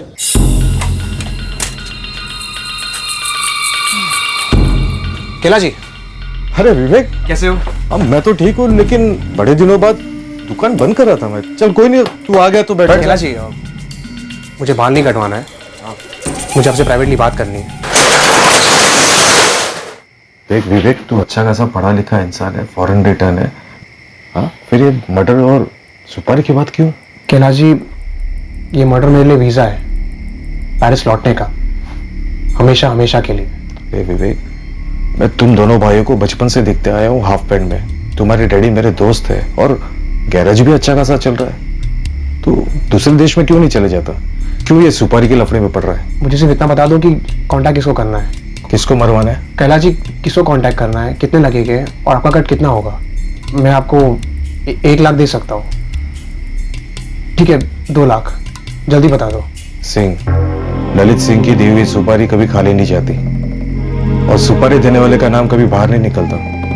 बहुत कमीना है, रिकॉर्ड है उसका, लेकिन पैसा भी उसी तरह से लेता है। 6 लाख। बच्चे का 6 लाख? बच्चा मारना हो या बड़ा आदमी, यहाँ फुल प्लेट का ही रेट लगता है। अपने यहाँ हाफ प्लेट वगैरह कोई सिस्टम नहीं है, समझा?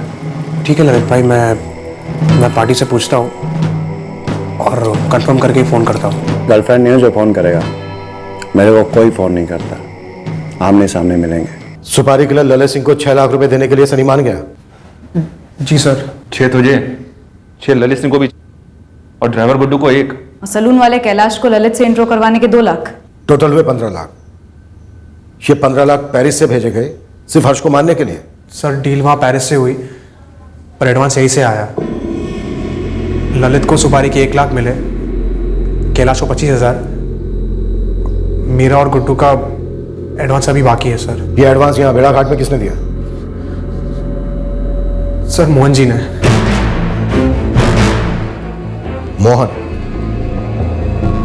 मोहन इस कांड को स्पॉन्सर कर रहा था। इसमें मोहन और उसके बेटे सनी को क्या मिलने वाला था? और वो पेरिस की स्वाति, वो स्वाति भी इसमें 100% इन्वॉल्व होगी। सर, जहाँ तक मुझे पता है ये मामला अडॉप्शन का था ही।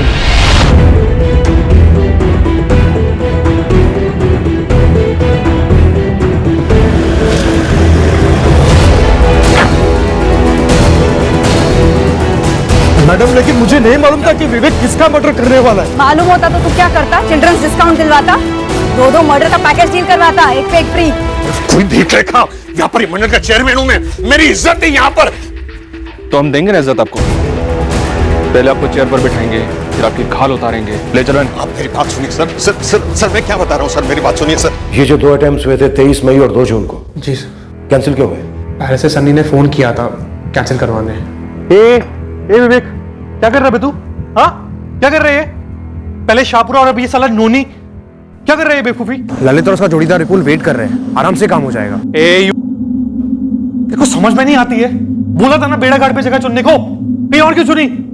वो इलाका मेरे पापा का है, सब कुछ संभाले तो वहां पे। तो अभी हम लोग बस लोकेशन पर पहुंचने ही वाले हैं यार, और दोनों वेट कर रहे हैं। करने दे वेट, तू कैंसिल कर। नोनी में काम करेगा साला इडियट। कैंसिल करो, तुरंत कोई दूसरी डेट फिक्स कर।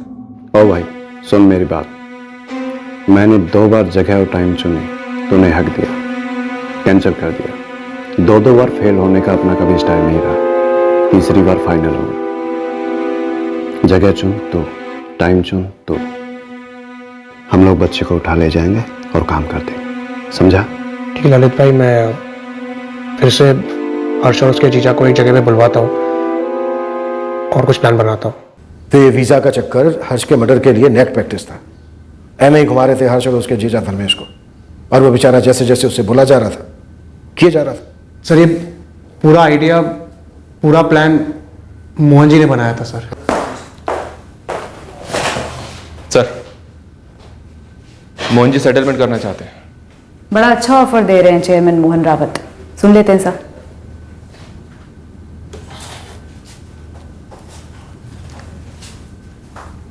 सर मैं क्या कहता हूं, हम लोग आगे की सोचते हैं। हर्ष और उसके जीजा के बारे में सोचने वाला कोई है नहीं। हम यहां हैं, आप लोग यहां पर हैं, और वो जो असली खिलाड़ी वो पेरिस में, जिसको आपको छू नहीं सकते हैं। आप एक फिगर बोलो, चाहिए तो आप अंदर अंदर डिस्कशन कर लो ना, लेकिन एक दिल खुल के फिगर बोलो, जो मैं दिल खुल के दे सकूंगा। एक 10 साल के बच्चे की तड़ियां बाहर निकलवाने वाला दिल की बात कर रहा है। ये अडॉप्शन किस लिए था? नाटक का कोई है ना? मेरे बेटे सनी और स्वाति जी ने मिलकर ये प्लानिंग बनाई थी सर। और यहां पर सारी सेटिंग तूने की? नहीं सर, तेरा वो दोस्त रतन दास श्रॉफ वो भी शामिल था इस साजिश में? नहीं सर, उसने तो सिर्फ पहचान करवाई धर्मेश और प्रीति के साथ। 24 जून को हर्ष की मौत की खबर जब पेरिस गई होगी तो वहां पर खूब खुशी का माहौल हुआ होगा, है ना? हुआ होगा। धर्मेश बीच में आ गया, वरना प्लानिंग तो सिर्फ हर्ष को मारने की ही थी। Okay okay. सनी सब कुछ ठीक से हुआ ना? सनी तुम मुझे टेंशन दे रहे हो, प्लीज बोलो ना, सब ठीक से हुआ ना? अपना टारगेट हर्ष मारा गया और साथ में उसका जीजा धर्मेश। एक बच्चा जो जिसके नसीब में मौत लिखी थी, उसके जीजा जिसके नसीब में मौत लिखी थी, लेकिन आपके नसीब में 10 लाख है। सबके नसीब में 10-10 लाख।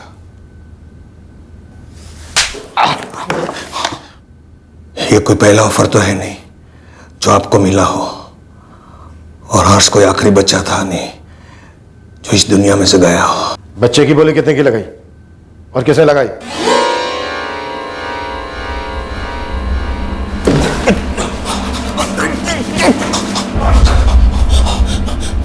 तो क्या? तो क्या? 2 करोड़। 2 करोड़ हर्ष का 2 करोड़ का इंश्योरेंस निकाला था सर। प्लानिंग इंश्योरेंस की थी साहब। इंश्योरेंस से मिलने वाले पैसों की हर्ष को गोद लेना सिर्फ एक जरिया था। प्लानिंग स्वाति जी और सनी ने की थी सर। मैंने सिर्फ मदद की थी। सेटल कर लो, किसी को कोई फर्क नहीं पड़ेगा सर। सर कैश ले लो और केस रफा दफा कर दो सर।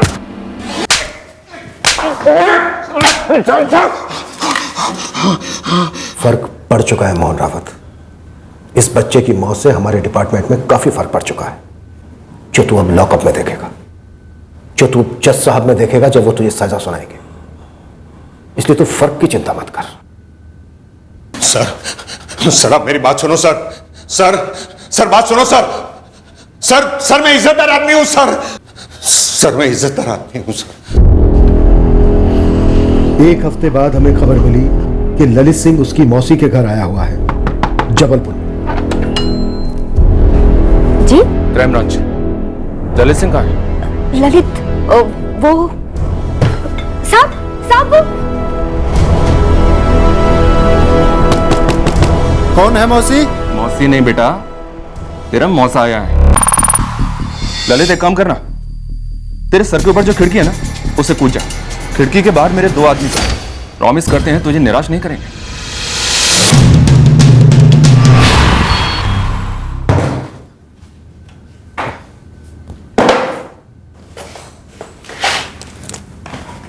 बड़ी कलाकारी दिखाई उस बच्चे और उसके जीजा पर। सारी अतड़ियां बाहर। क्या चाकू घुमाया है, और हमें भी घुमाया। सुपारी तो सिर्फ बच्चे के लिए था साहब, वो उसका जीजा फीजा जो भी है वो तो बेकार में हीरो बन रहा था। अपने जोड़ीदार का नंबर दे दे, उसे भी मंगवा लेते हैं यहाँ, तेरी कंपनी भी हो जाएगी।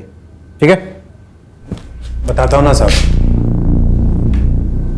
लेकिन वो मेरी बेल मत रुकने देना। मेरा वकील मिलेगा आपको। तेरे वकील साहब को क्यों तकलीफ दे? तेरी बेल हम ही करवा देंगे यहीं पर, इसी लॉकअप में। उसके बाद तू अंदर रहे या बाहर, क्या फर्क पड़ता है? 6 दिन, पूरे 6 दिन वो बच्चा और उसके जीजा आईसीयू में तड़पे हैं।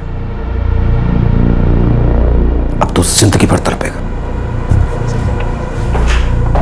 सर हर्ष मौर्य के इंश्योरेंस पेपर में कोई झोल नहीं है, मैं लेके आता हूँ, आप खुद देख लीजिएगा। कितनी किस्त भर दी गई है? मिस स्वाति मेहरा ने पहली किस्त अदा की है। और सर मैं आपसे कहना चाहूंगा, मैंने कुछ गलत नहीं किया है, सब कुछ कायदे से हुआ है। पेपर्स तो लेके आइए एजेंट साहब, हम इंश्योरेंस कंपनी से आपसे सबसे बात करेंगे, उसके बाद ही तय होगा। पेरिस लेके ही नहीं जाने वाले थे। नहीं प्रीति, उन्होंने तुम लोगों को ढाल बनाया, खास करके हर्ष को, जीवन बीमा के 2 करोड़ रुपए के लिए। और वो जो औरत है स्वाति मेहरा, उसका हर्ष को गोद लेने का कोई इरादा नहीं था। बीमा के पैसों के लिए मार दिया हर्ष को? क्यों मार डाला मेरे भाई को? धर्मेश की जान हर्ष को बचाने की कोशिश में गई, धर्मेश को मारने का कोई प्लान नहीं था।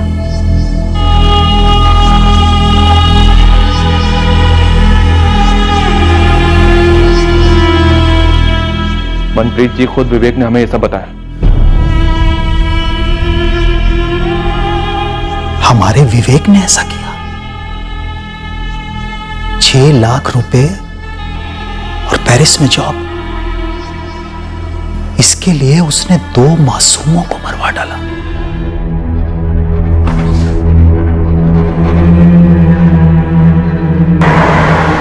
इंश्योरेंस क्यों करवाया? मतलब हर्ष के बेनिफिट के लिए करवाया। आफ्टर ऑल हर्ष को अडॉप्ट कर रही थी मैं। आप क्या बोल रहे हैं सर? आप ऐसा ये वाहियात एलिगेशन लगा भी कैसे रहे कि मैंने इंश्योरेंस के पैसों के लिए अपने ही बेटे हर्ष को मरवाया? स्वाति मेहरा, गलतफहमी पाली तुमने और सनी ने भी कि फर्स्ट वर्ल्ड मुल्क में छुपकर बैठने की जगह मिल जाए तो इंडिया में तुम जो मर्जी जुर्म कर सकते हो, हम तुम तक कभी पहुंचेंगे नहीं। शट अप, बहुत सुन लिया मैंने।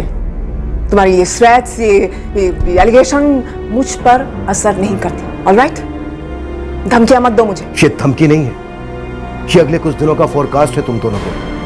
मौसम बड़ा खराब होगा, इतना खराब कि तुम अपने अपार्टमेंट में छुपकर बैठो, पेरिस के किसी मॉल, होटल या गली में शरण लो। आंधी आएगी, आंधी, और वहां से तुम्हें उखाड़कर सीधे हमारे कोर्ट में फेंक कर जाएगी। तुम्हारे डैड ने कहा था कि वो सब कुछ मैनेज कर लेंगे, वो ये पुलिस उनकी मुट्ठी में। एकदम मुट्ठी छोटी पड़ गई है पापा की। ये सब उस इडियट साले विवेक की वजह से हुआ है। ये सच एन इडियट। तुम्हें लगता है कि वो यहाँ तक पहुँच पाएंगे? नो ना, फ्रांस के लॉज और इंडिया के लॉज। हाँ, आप नहीं पहुंचेंगे, और पापा भी बेल पर बाहर निकल लेंगे।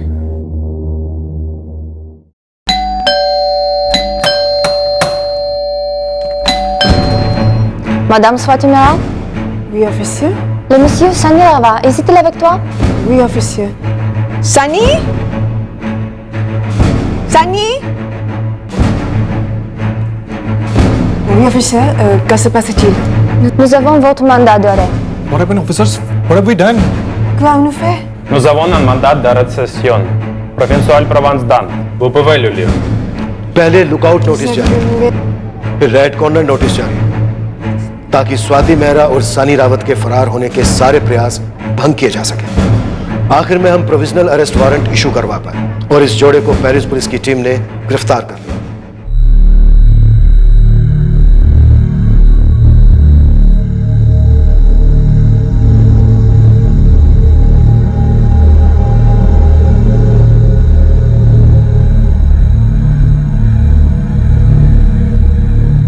हम इस केस को आखिरी पड़ाव तक लेकर ही जाएंगे। हम स्वाति मेहरा और सनी रावत के फ्रांस से इंडिया एक्सट्राडिशन के लिए पूरा जोर दे रहे हैं। हमें उम्मीद है यह जल्द से जल्द होना चाहिए। हमने इस निहायत ही घटिया और भयंकर षड्यंत्र को सफल होने नहीं दिया। हम अपनी देखरेख में ऐसा कभी होने भी नहीं देंगे। क्रिमिनल्स जब जुर्मिस्तान के पासपोर्ट पर सफर करने निकलते हैं, उन सबको एक बात साफ पता होनी चाहिए कि इस पासपोर्ट पर एक ही वीजा लगता है, और वो है सजा का वीजा। इस पासपोर्ट और वीजा पर क्रिमिनल की हर उड़ान वाया लॉकअप, वाया अदालत, सीधे जेल को जाती है। मुजरिमों को यह समझ लेना चाहिए कि यह वन वे फ्लाइट है और रिटर्न फ्लाइट के लिए सालों का वेटिंग पीरियड होता है। जय हिंद। इस तरह के और भी एपिसोड देखने के लिए हमारे चैनल को सब्सक्राइब करें और बेल आइकन दबाना ना भूलें।